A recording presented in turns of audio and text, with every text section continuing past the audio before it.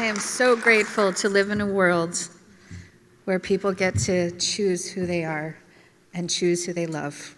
And even though we're not completely there yet, we're getting there. And it's with people like Christine, with sharing your courage and your voice, and all of the women in the world who share their voices and love each other's children like our own. We need more of that, so thank you so much. Normally I would have another storyteller here, but I really wanted to talk about love. And I knew that this was going to be, I'm not going to make it through this. Yes, you are, Erika.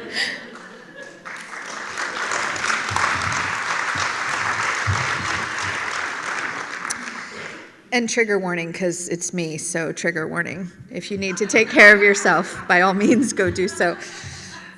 So when I was a little girl, I used to go up to men, and I would tug on their pants, and I would say, "Are you my daddy?" And they would look at me. A few different things would happen.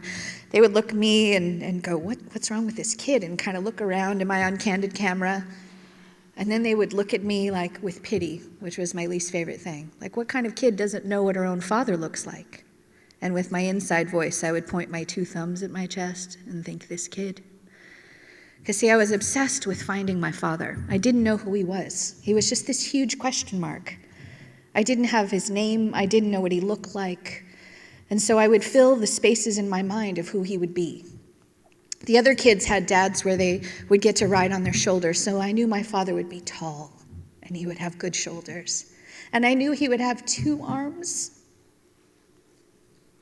to wrap around me and tell me that he loved me, and that it was all going to be okay, and that my mom could stop working and stop crying and worrying about money all the time, and he would be able to fix everything.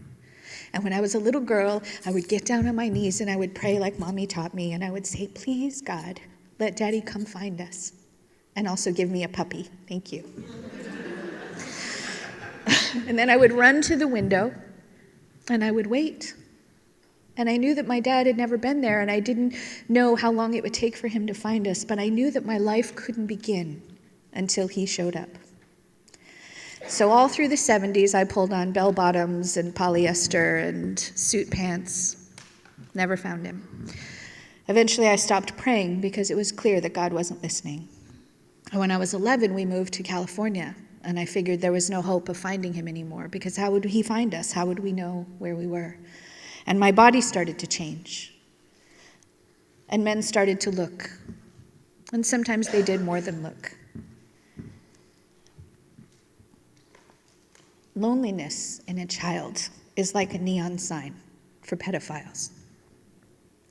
So word to the wise for your children, for those of you who are parents, listen to your children. Don't just listen, but pay attention to them. Don't tell them that they're pretty. Show them that they have value. Show them that they matter. Show them that they're capable of being something more than a doll. Because if you aren't paying attention to your daughters, there are other people who will. So I broke. I broke a few different ways. There was the part of me who was a kid who knew that if my own father couldn't love me, that I must not be worth anything. And then these pedophiles kept finding me. Friends of the family, a cousin, teacher, neighbor. I was like a neon sign. And so I knew I was the common denominator in all of this damage, so it had to be me. So then I was filled with shame. Shame grew in me like a stone in my heart. And eventually I gave up. Ever going to feel like I was loved by a nice guy. So I kept trying to find my father, and I didn't understand this. It took years, but I started dating a lot of older men, and I kept trying to find him, right? And I would listen to all of those sweet lies, all those things that the wrong men say, and I would do anything just for that 5 minutes afterwards where I could lay in their arms and I could pretend just for a moment that I was worth something, because I couldn't be worth anything until a man loved me. As a feminist today, I can't believe that those words come out of my mouth. But that was the childhood that I grew up with, and I was also afraid of women, which is astounding to me because my life is all about this amazing tribe that I have. But I didn't understand. There were lots of things, and I come from a long line of broken women. And we just stole our daughters' voices generation after generation after generation. And we filled them and infused them with shame.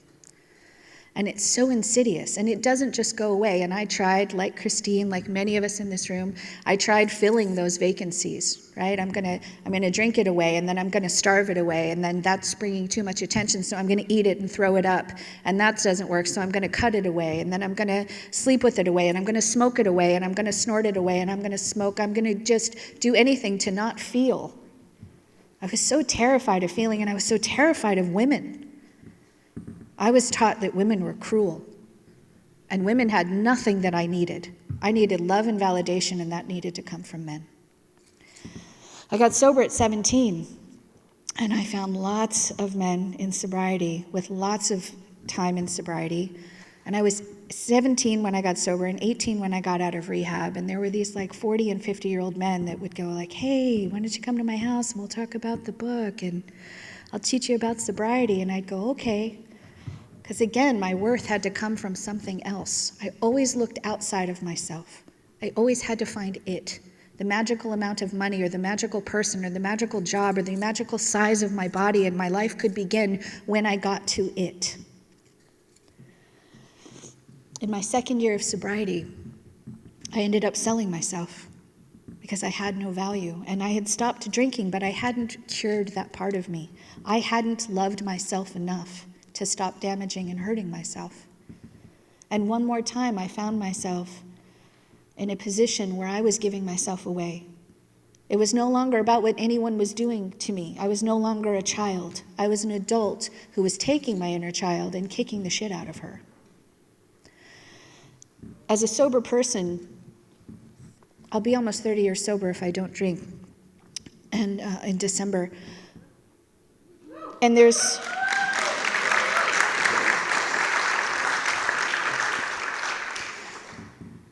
it's a trip. And when you're somebody who indulges in self-damage to the level that I did, it's really painful. And I needed to prove to myself over and over and over again how much I didn't deserve to be happy, and I kept sabotaging all of these opportunities. And in my second year of sobriety, after all of that stuff, I woke up one day and I said, I can't do this anymore. I can't give myself away. I can't allow a man to lay hands on me one more time. I'm not for sale anymore. And I don't know if I matter, and I don't know if I'm worth anything. But I had to try. That's all it took. It didn't take a college education. It didn't take $1 million of therapy. It took the willingness to do something different. I have fallen down 1 million times. I'm sure I'm not done. I'm sure there will be many more opportunities that I screw things up royally. It's about getting up. It's not about not making mistakes. It's about learning from them and making different ones. And so I scraped my sorry ass up off the floor that day. And I decided to do something different. And for the first time in my life, I put clothes on, and I took away all the makeup and all of the shields and the mask and the armor, and I got honest with myself. And I started to hang out with women. And I had a sponsor at the time who was profound, and she was really tough on me, and she never let me feel sorry for myself. And she said, you have to find something kind to say about every single woman that you see. And I was like, what? I am not, no. And she would only work with me if I was willing to do whatever she told me. And I'm Irish and stubborn to the core, for those of you that know me, like, not gonna happen. But I was in so much pain that I was willing to do something different.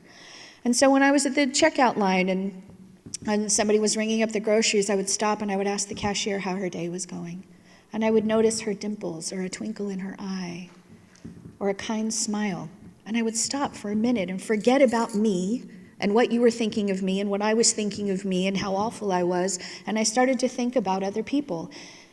And by being kind to women, a few things happened. A, I was surprised at how surprised they were by another kindness, how that was shocking to many women.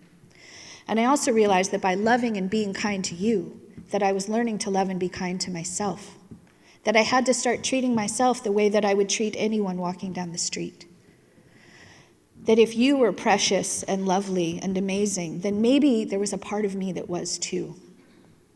So I started this journey, and for 2 years I didn't go out with a man, I didn't hold hands, I didn't kiss, I didn't do anything. I let my armpits hair grow, and my leg hair, like everything grew. It was like the 70s again, it was amazing. And I put on baggy clothes, and I stopped worrying about whether a man was getting an erection when he walked past me. And I just got honest. And it was profound. And it was the beginning of my relationship with myself. Then when I'm 24, I find my father. And this is a big deal. This is a big deal. I've waited my whole moment for this, and now I'm 7 years sober, and I'm okay, and he's gonna put his arms around me, and he's gonna tell me how much he missed me and how proud he was. And it wasn't going to matter that all those things happened and that I had been this broken person. I was going to go to my father whole. And I got on a train in Delaware, and I took a 15-hour train ride down to Toccoa, Georgia. And there was a woman sitting across from me, and she was also going to Toccoa, and she was this very large African-American woman, and she had this wig that was slightly askew, and she had these caramel-colored eyes. And I turned to her, and she must have seen this look on my face, because I knew when I got off of this train that I was going to meet my father. And I knew this was going to be like an Oprah moment. And she said, "Honey, are you okay?" And I said, "I don't know, but when I get off the train, I'm going to meet my dad, and I just don't know, and I've just waited my whole life." And I just, like, ugly cried, like snot bubbles, like the whole deal. Her name was Mrs. May Mays, and she was from Jamaica, Queens, New York. And she pulled out Kleenex, and she gave it to me. And we started talking. And I hadn't prepared anything because I'd never been on a 15-hour train ride. And she reached over and had a bucket of fried chicken. And she shared it with me. And then when it was time to sleep, she handed me a pillow and blanket. And she was my angel. She was my angel. So we get to Toccoa, Georgia, and I'm going to help Mrs. Mays off the train with her bags. And she's very large, and her hips are hitting the seats, every seat on the way down. And I've got her bags, and all I have is a backpack with me, and I have a pair of boots that are 2 sizes too big with holes in them, but I know they're really cute, and my dad's going to see how much character I have. And I'm wearing these ripped holey jeans and this men's blazer because it's 1994, and I'm super cute. And Mrs. Mays goes down the stairs, and she walks over to the side, and there's my father. Tall and handsome, striking eyes, salt and pepper hair. And I carry her bags over, and she says, "Is that your daddy, honey?" And I said, "Yeah." And she said, "You go give your daddy a big hug." So I walked over to my father. This moment. And I go to hug him. And he stops me, and he kisses both cheeks. And he said, "That's how white people greet each other." And then he looked at Mrs. Mays, my angel. And he said, "Are you done with all of that?" My father was a fascist.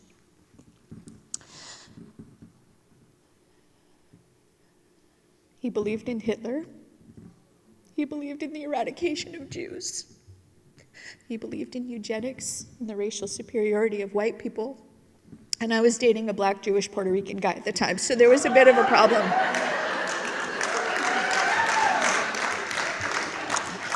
And he called women bras, which really pissed me the fuck off. So I went back to Mrs. Mays, and I've got tears, and I just want to escape with her, and I just want to go be with her. And she says, "Is everything okay, sweetheart?" And I said, "Yes, Mrs. Mays, thank you so much." And we exchanged information, and we wrote. And I went, and I immediately start justifying, like, maybe my father didn't mean what he said, and maybe everything's okay, but it became very clear very quickly that we were not going to get along. And we were sitting in this restaurant, and there's this huge Confederate flag hanging above the table, and he says, "You see this flag? And I said, yeah, it's kind of hard to miss. And he said, 1 out of every 4 Southern men died for that flag, and now the Northern niggers want them to take it down. I'm from Washington, D.C. and Los Angeles, and now here. I know those words exist, but I had never heard another human use them. And the injury to me was so intense, I can't imagine being a person of color and hearing that word. I immediately argued with him because I am my father's daughter and I've never met anyone more like me, although he's a fascist, I'm a socialist. We were ultimately the same person. And he was so offended by me that he got up and walked out of the restaurant. Yes. And I paid the check. No one pissed off my father more than I did. I was the only one of his 20 children that stood up to him. I didn't see him for another 18 years, but we would talk on the phone. I would call him every once in a while just to remind him that I was here. And he would say, are you married yet? And I'd say no. And he goes, do you have any kids yet? And I said no. And he goes, you know, your white eggs are drying up and that's really all you're good for.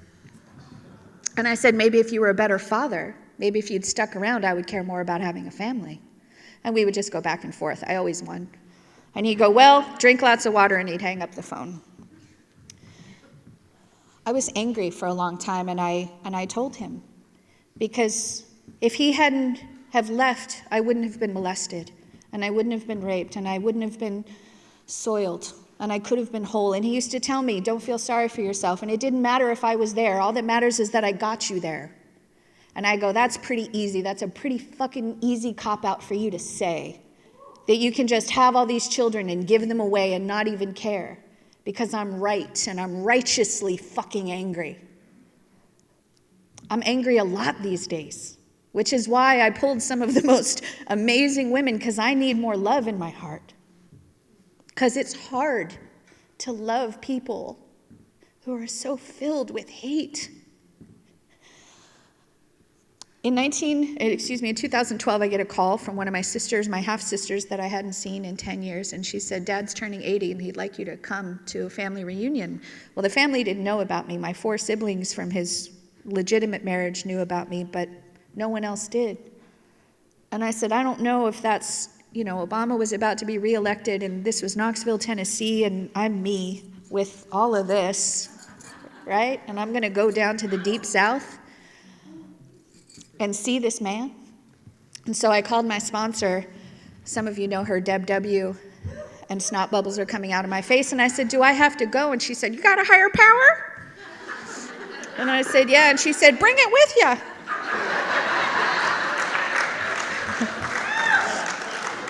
That's the road that knows Deb.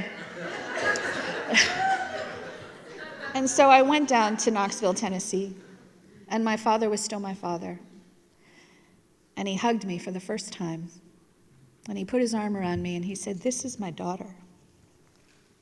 And I hated myself, but I was proud to at least be acknowledged. But I also learned something else, is that he was right. I didn't need him. I needed me. I needed to stop trying to find him and every other person to fix me. I am responsible for me. I'm responsible for my happiness. I'm responsible for my success. I'm responsible when I fall down, not if, but when, to get up and keep going. And most of all, I'm responsible to help another human being. I have a privileged life. I couldn't change the hate in his heart, but I can be an ally for the people that he targeted. I can't make people accept my friends, but I can welcome them with open arms. I can't stop people from horrific acts of violence against innocent people, but I can try to carry on Tally's message of love. After I got back from seeing my father, he died. I want to throw in there, we did a DNA test, and it turns out we're part Jewish. And I told him that, and 2 weeks later he died. So the joke is that I gave Dad a heart attack. Sorry, Dad, you would laugh at that at some point, I know. It's almost 4 years. Next month is 4 years since he's passed, and I'm so glad that he's not around right now, because I can't imagine the words that would come out of his mouth. But I stood at his grave and I looked at the box and I thanked him for being exactly the father I needed him to be, which was absent. His absence made me a seeker. His abandonment taught me loyalty, fierce loyalty. The obstacles that I've overcome have taught me compassion and kindness, because I have fucked up royally. I don't get to judge you. And in my heart of hearts, I hope to be like Asha and Felicia and Christy and Soraya, and I hope to have some more of that love in my heart. There are a lot of days where I do, and then there are days where I see what's happening, and I get so scared. But I know that fear is not a reason to not do something. And I know I don't get to lay down and die. I get to stand up and keep going and carrying you guys with us, right? Because we're a tribe and we need each other. I need you. I can't be here alone. And I do believe that love is the answer. It's not more violence and it's not more pain. Broken people hurt people hurt people. I hope that I get, before I die, to see every child get to choose what they're comfortable with and get to choose whoever they want to love. And I hope that at some point, more of us learn to teach each other, treat each other the way we would treat our own children, the way we would want them to be treated. Life is too short to worry about this bullshit. And I see more good than I see pain every single day. You guys inspire the hell out of me. Roar is about hearing you. It's about these amazing women and hearing what you have to say, because you matter. Your voices matter, your pain matters, your joy matters. You make my heart bigger. So thank you so much for being here. Thank you so much for being a part of Roar. I'd like to thank all of the other ladies and have you come up, please. And thank you so much. Be kind to each other, everyone.